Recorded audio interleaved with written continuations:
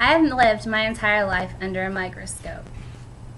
My family, from the outside looking in, appears to be an average American family, and we are. My parents have been married for 33 years, and I am the youngest of 3 children. I have a brother, Winston, and a sister, Sarah. Sarah has been married to her husband, Scott, for 3 years. They have 2 children, a boy, Damien, and a daughter, Adrian.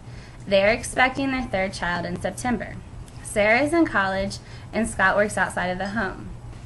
My brother installs cabinets, and my father sells them for their self-owned business. My mother helps with the family business and helps take care of my niece and nephew. I am in school towards becoming a physical therapy assistant.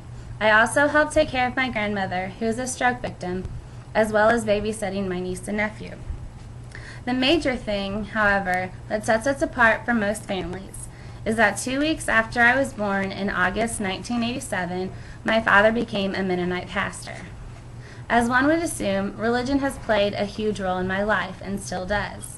From the day I was born, I was considered a role model for both children and adults in my church. One of the hardest things about this was that there are many things I wanted to do growing up that I wasn't able to do. One example is that I always wanted to pierce my ears. When I would ask if I could, the answer would be no. And like any child, I would always ask why. The answer? Because it wasn't necessary. I knew that this meant that my parents didn't think that it was biblically wrong, but because it would cause unnecessary conflict and stress for my parents, considering piercings as well as many other things went against the church doctrine.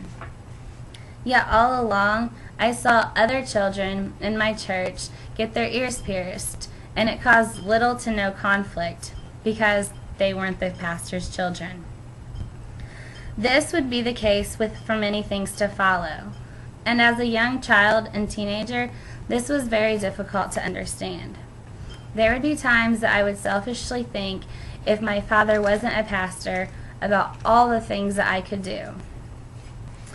By the time I received my license and the freedom that goes with it, the stress of having to be a perfect role model started to get to me, and I started to go through a rebellious period. I pierced my belly button, as well as made many other decisions because I could and I knew I wasn't supposed to. When I would go to church, I would push the limit with my outfit to make the church members stare and talk about me even more. But as I grew up and matured, I realized that this was not the way I wanted to be. It wouldn't change or make anything better.